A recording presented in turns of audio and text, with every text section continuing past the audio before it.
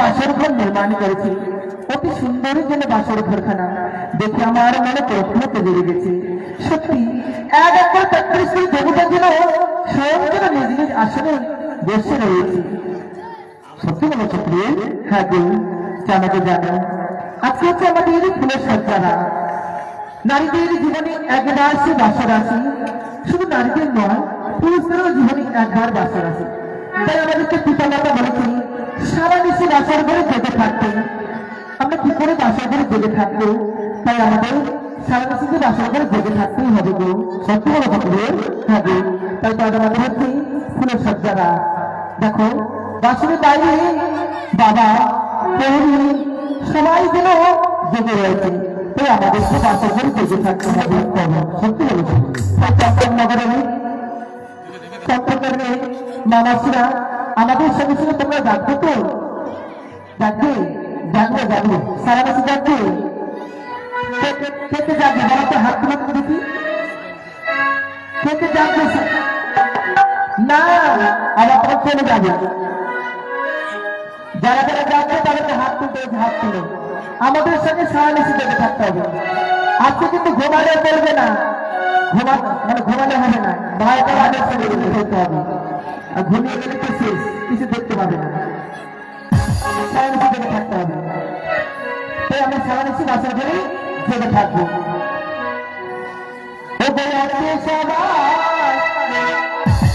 ঘুমের ছুটি চোখের পাতা রাখবে, কাটবে নাচে গানে রাত্রি জাগিবে।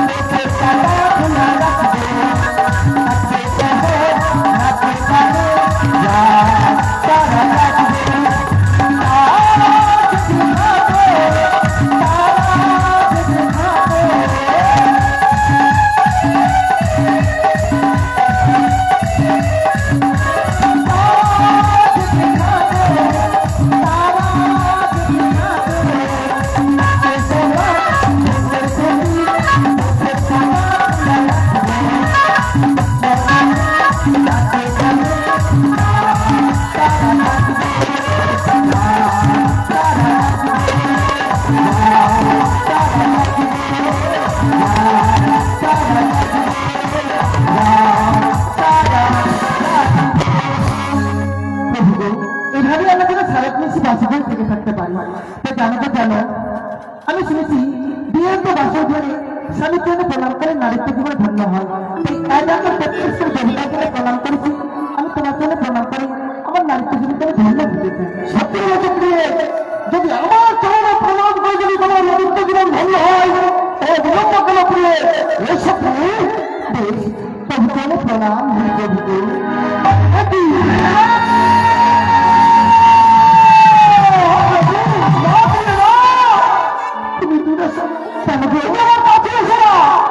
আমি তোমায় দেখে বড় ভয় পাচ্ছি। আমি যদি ভয় পাচ্ছি, হ্যাঁ কেন প্রভু কেন?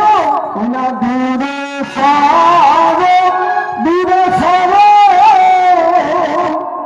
কাছে এসো না।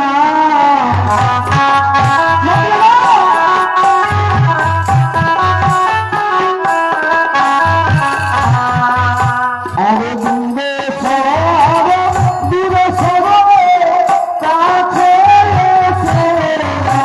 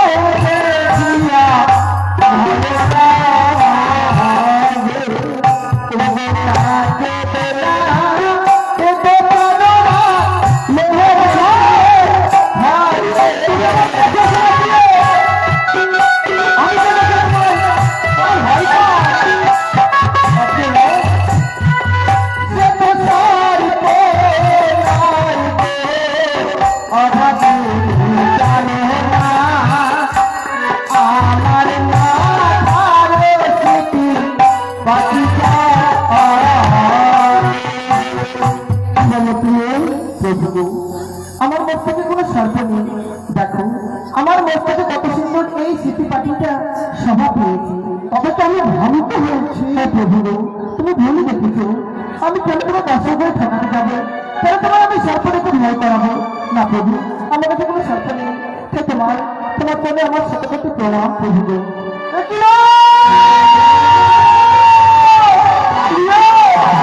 তুমি আমার কাছে এসো, একটু ভর্তি দিন আমার বাসর ঘরে।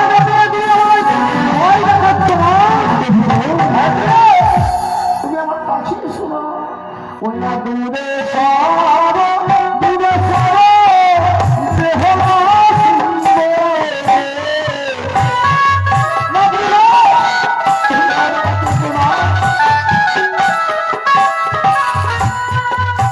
আগে দূরে সরো দূরে সরো দেহরা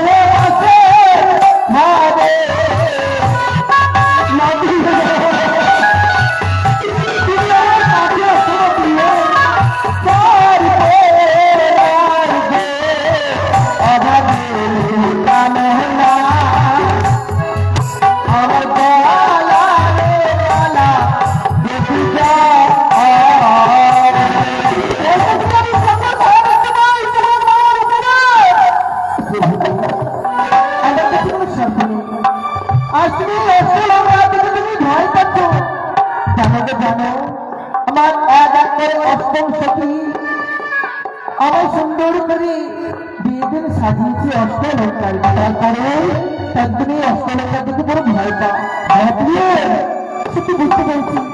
এই পূর্বে আমি শ্বশুরের প্রতি শুনলাম এর আগে তোমার 6 কোটি টাকার সন্তান হাতে মৃত্যু হয়েছে।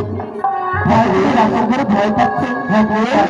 আমি থাকতে তোমাকে কেউ আমার কাছে প্রেম করতে পারবে না। তো তুমি নয়নকে বন্ধ করে দাও, শেষে আমি তোমার সামনে প্রণাম করবো, তুমি আমার প্রাণ ধরে আশীর্বাদ করবে। বেশ, তাই হবে প্রেম।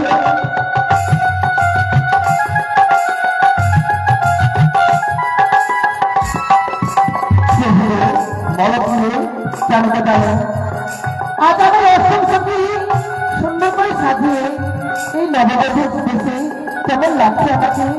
আমার হ্যাঁ, তুমি একবার বলো না গো, কেমন লাগছে জানো? বলো। তাই বলছি তুমি কর্ম প্রার্থনা শ্রবণ করো। বলো না গো। ও তুমি সেজেছে গো, দেখতে সুন্দর লাগছে গো সখী, তুমি সুন্দর করেছে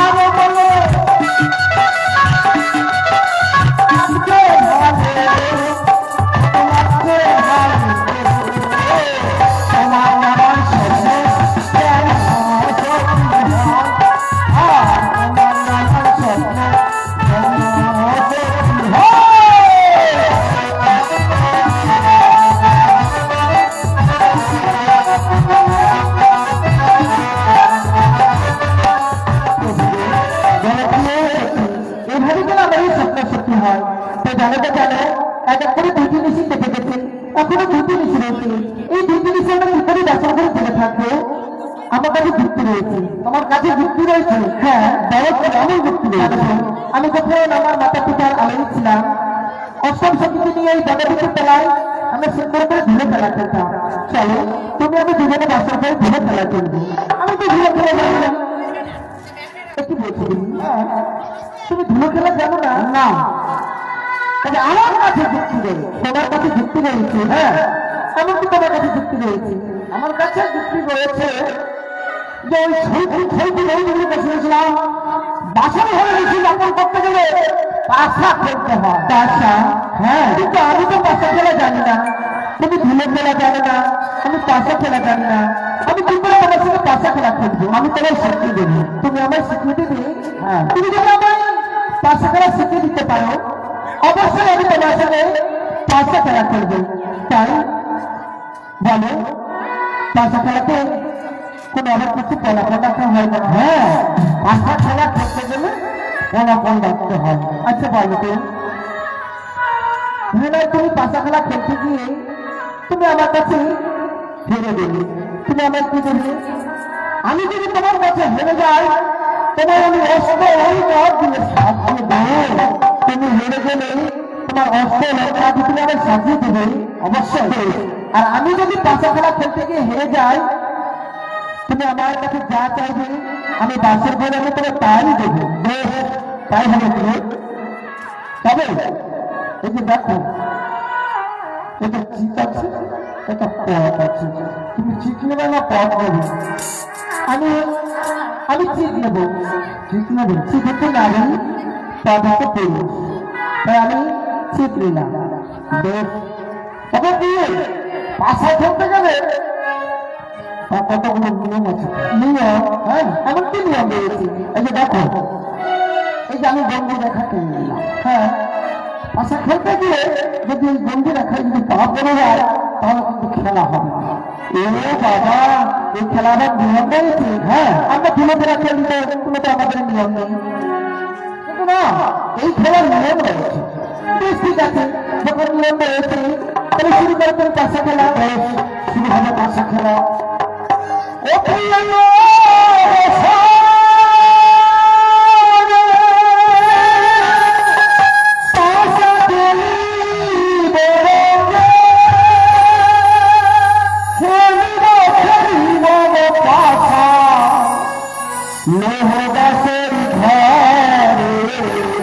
আজ পাশা খেলবে,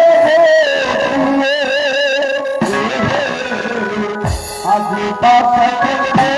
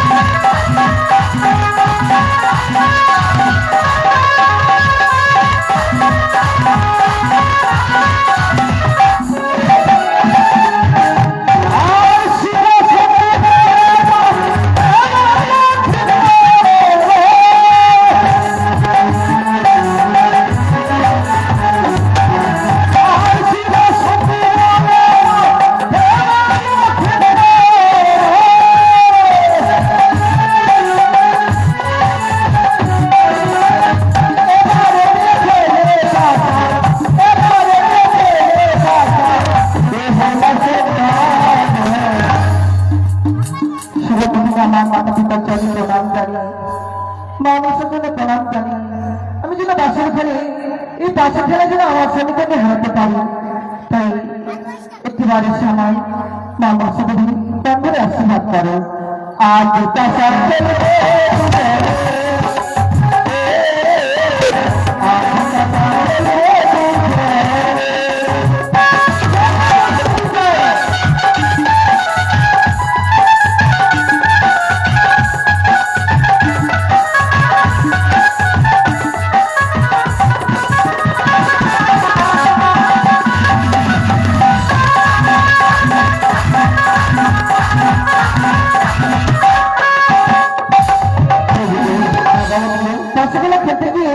কথাকালে তুমি হেরে গেছো। ও আমি হেরে গেছি? হ্যাঁ। আর তুমি জিতে নিয়েছো? তাহলে আমি জিতেছি তো। তো সর্বপ্রথমেই তো বলেছিলাম যে এই দণ্ডি রেখা দিলাম, এই দণ্ডি রেখায় যদি পা পড়ে যায় খেলা হবে না। যার কারণে তোমার এই দণ্ডি রেখায় পা পড়েছে, এই খেলা হবে না। আমি গন্ডিতে পা দিয়েছি বলে খেলা হবে না? বেশ ঠিক আছে, এবার আমি গন্ডিতে পা দেবো না। তুমি আবার শুরু করো পাশা খেলা। বেশ, আর মারো মারো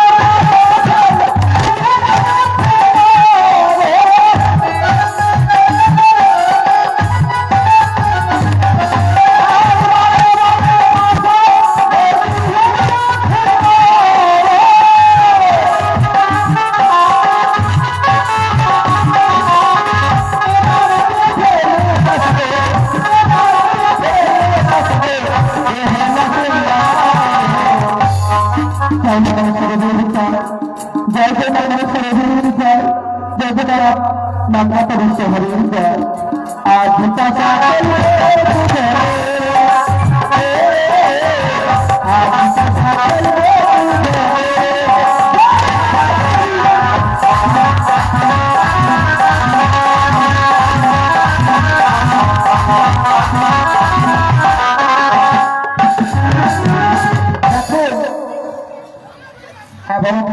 এবারে তুমি ঠিক করেছে,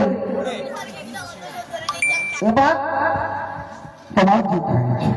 যখন আমার জিত হয়েছে, তুমি যখন পরাজয় হয়েছ, তাই তুমি বলেছিলে আমি যদি হেরে যাই আমার অষ্টলঙ্কার তুমি সাজিয়ে দেবে। তো দেরি করছি কেন? তোমার অষ্টলঙ্কার তুমি আমায় দাও। তোমায় আমি বলেছি যদি আমি বসে খেলায় হেরে যাই তোমায় আমি অষ্টলঙ্কার দিয়ে সাজিয়ে দেবো, কিন্তু কথা বলবো। তবে এখন কেন? সকালবেলা যাবো একটু বলছো। হ্যাঁ, এই কথা তো হয়নি যে আমি হেরে গেলে তোমায় সকালবেলা আমি অষ্টলঙ্কার দেবো, এই কথা তো হয়নি প্রভু। সকালবেলা দিত না, তুমি বলেছো আমি হেরে গেলে তুমি বাসা করে অষ্টলঙ্কাতে সাজিয়ে দেবে। তুমি কালকের কথা এখন তুমি আমারই ভেড়াচ্ছো, এসব বলতে চলবে না। শোনো, তোমার যদি এত দেওয়ার ইচ্ছে না থাকে তুমি আগে বলতে পারতে। দেখো আমি বলেছি সকালবেলা যাবো। বুঝতে পেরেছি তোমার অষ্টলঙ্কা দিতে বড় মায়া লাগে। সত্যি তুমি যখন আমার দেবী না শেষ চাই, কি করে তোমার গলা থেকে খুলে নিতে হয় আমিও ভালো জানি। বেশ করিয়া তুমি পারলে খুলে নাও। তাই নাকি? দেখো তোমার গলা থেকে আমি কি করে অষ্টলঙ্কা আমি খুলে নিই।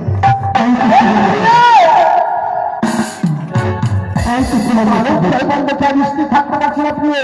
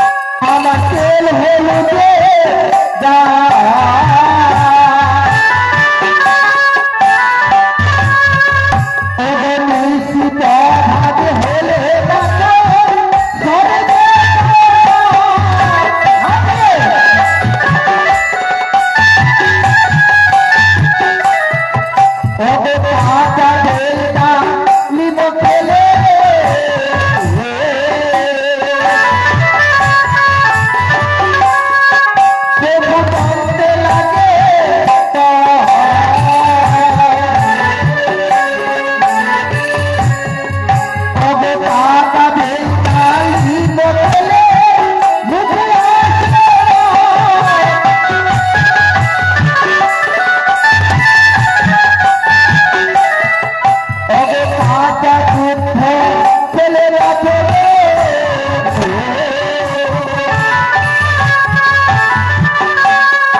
শুধু জলের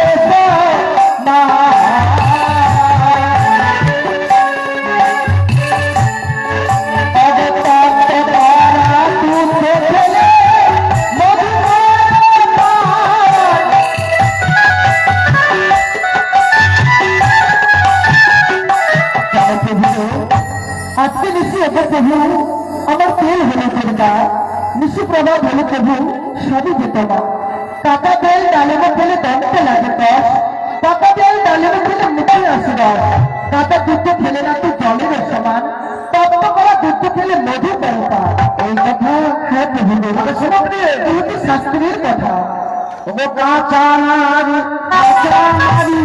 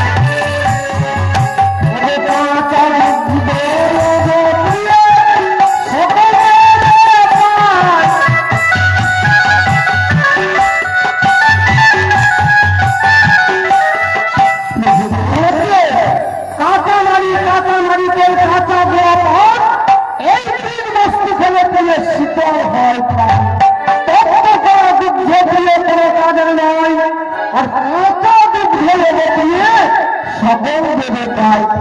তপ্ত করা দুগ্ধ কোনো কাজে লাগে না, কাঁচা দুগ্ধ না হলে দেবীর পুজো।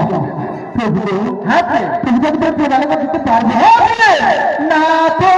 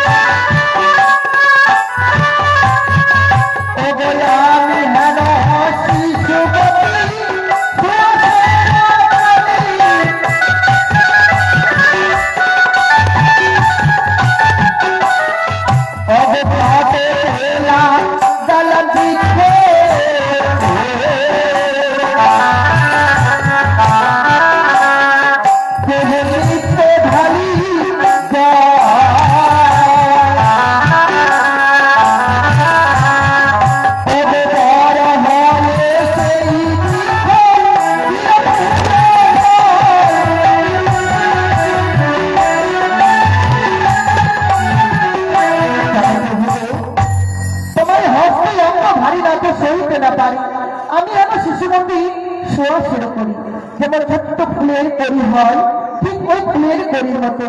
ছোটতে লাগালাম বৃক্ষ নিত্যই ঝাড়িলাম জল, বড় হয়ে সেই বৃক্ষ দিল ফুল ফল। এই কথা হে প্রভু চাবি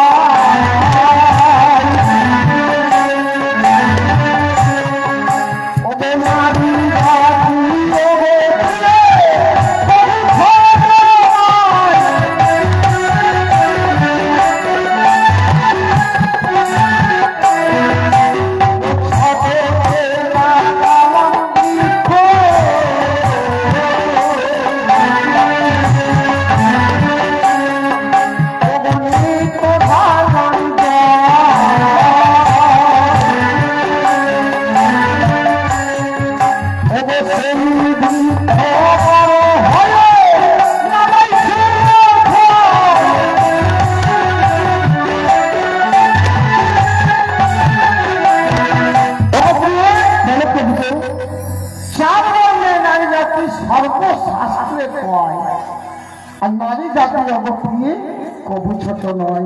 যেমন হস্তিনী, শঙ্খিনী, চিন্তিনী, পদ্মিনী, চার রকমের নারী জাতি। নারী জাতি কোনোদিন ছোট হয় না। ছোট লাগালাম বৃক্ষ, নিত্য ঢাললাম জল, আর সেই বৃক্ষ বড় হলে যদি ফুল ফল না দেয় কোনো গ্যারেন্টি আছে বলো? একটু বলছো কিন্তু হ্যাঁ। তবু তো একটা প্রেম আলাদা দিতে পারবো না। দিতে পারি কি সত্যি? তুমি যদি আমার 3টি প্রশ্নের উত্তর দাও অবশ্যই তোমায় আমি প্রেম আলিঙ্গন দেবো। ও, তুমি আমার 3টি প্রশ্ন করবে। যদি আমি 3টি প্রশ্নের উত্তর যদি দিতে পারি যথারীতি, তাহলে তুমি আমার বলে প্রেম আলিঙ্গন। আমি শুনেছি তুমি নাকি মহাপ্রভু শাস্ত্রচক্র। যদি আজ তুমি আমার প্রশ্নের উত্তর দিতে পারো কিনা, আমি চৌষট্টি বিদ্যায় পারদর্শী, তুমি হচ্ছে মহাপণ্ডিত। তো দেখি কেমন করে তুমি আমার প্রশ্নের উত্তর দাও। বেশ, তুমি প্রশ্ন করবে, তোমার প্রশ্নের যথারীতি উত্তর আমি দিয়ে যাবো। আর তুমি বড় সুন্দরে আমি ভালো জানি, তিনটি প্রশ্নের উত্তর বলবো স্বামী। অবশ্যই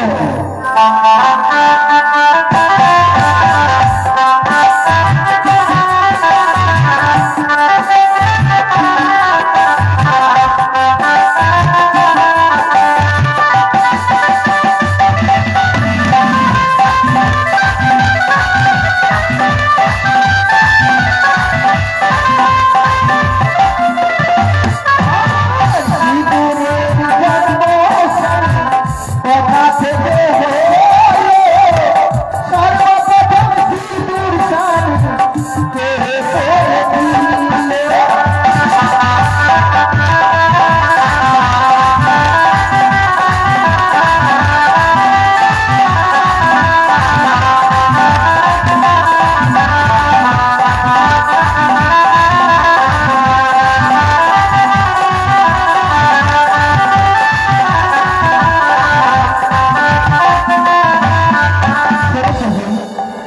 এটা আমার মা, মাসি, দিদিরা স্বামীর মঙ্গলের জন্য সিঁথিতে সিঁদুর পড়ছে।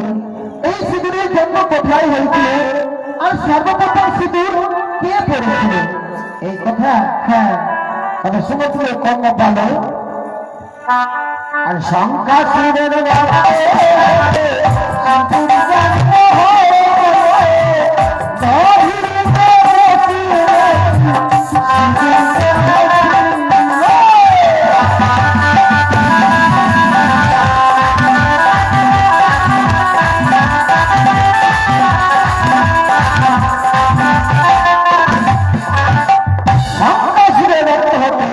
সিঁদুর জমা হলো।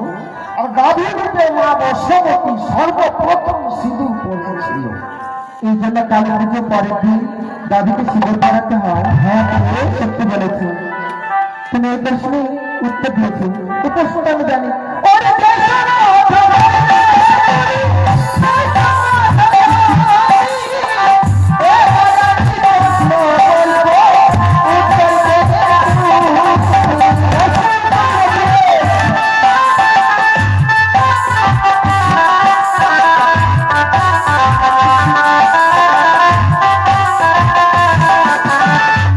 আকাশে চন্দ্র সূর্য তবে ভেসে এলো, আর দিয়ে চন্দ্র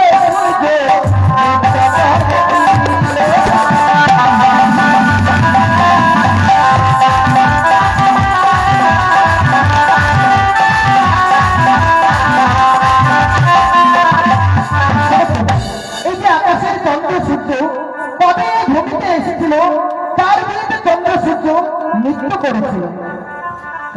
হ্যাঁ, তবে সে কর্ম পাপ করে হলো রামচন্দ্রের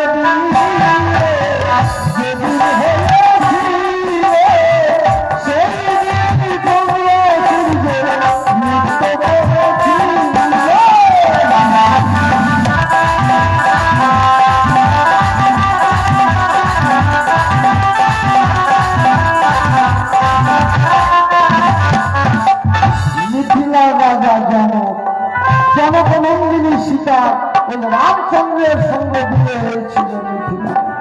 সেই দিন চন্দ্র সূর্য, শুধু চন্দ্র সূর্য নয়, যত দেবতা আছে সকল দেবতা তার বিয়েতে নৃত্য করেছিল। তাই নাকি?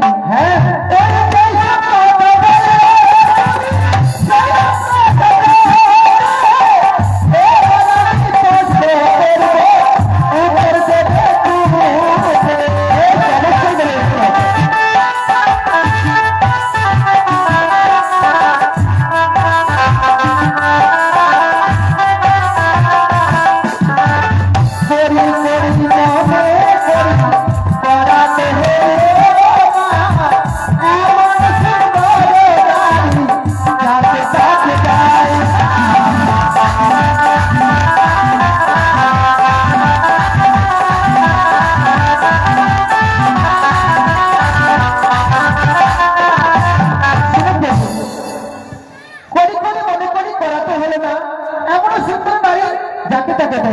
কিন্তু প্রশ্নটা শুনতে মনে খারাপ লাগছে, কিন্তু খারাপ না।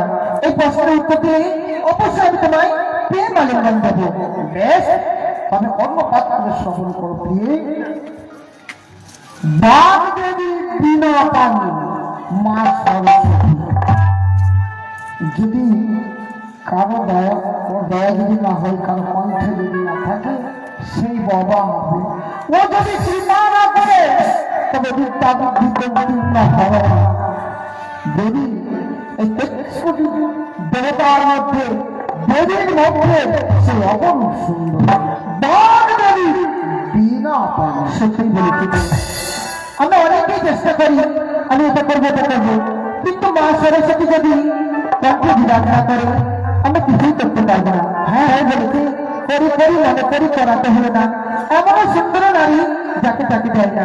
তবু যে আমি তোমার এই পবিত্র মাসের ঘরে প্রেম আলিঙ্গন দিতে পারবো না, কোথায় রয়েছে আমার সতীর্থ রক্ষা করে, আমার সতীর্থ রক্ষা করে। লক্ষ্মী করে তার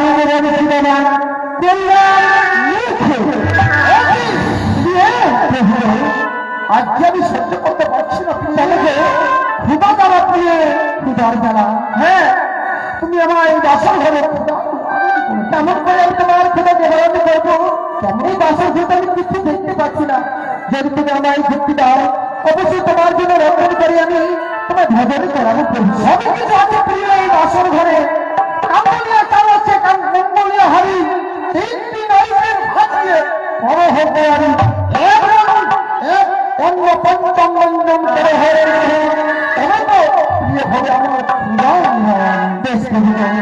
পুষ্পের পালকে গিয়ে বিশ্রাম করে প্রতিদিন বাসরে বসে রন্ধন করবো। রন্ধন হয়ে গেলে তোমার আমি জানাবো, তুমি ভজনে করবে। বেশ, তুমি তাই হবে। তাই তো আজ আমার শরীর বড় ক্ষুধার্ত, তাই আমার শরীর যুক্তি দিয়েছি। আজ আমি এই বাসর ঘরে বসে আমার স্বামীকে আমি রন্ধন করবো।